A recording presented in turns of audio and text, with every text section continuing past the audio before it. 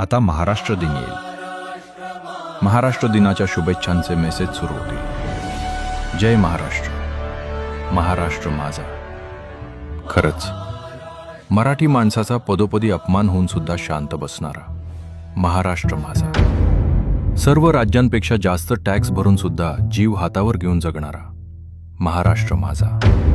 इतर राज्यांना पोचण्यात स्वतःची ओळख विसरत चाललेला महाराष्ट्र माझा. गाडीवर नंबर प्लेट मराठी आहे म्हणून दंड भरणारा महाराष्ट्र माझा. शेतकरी रडतोय, कर्जात बुडतोय, तरीही दुर्लक्षित राहणारा महाराष्ट्र माझा.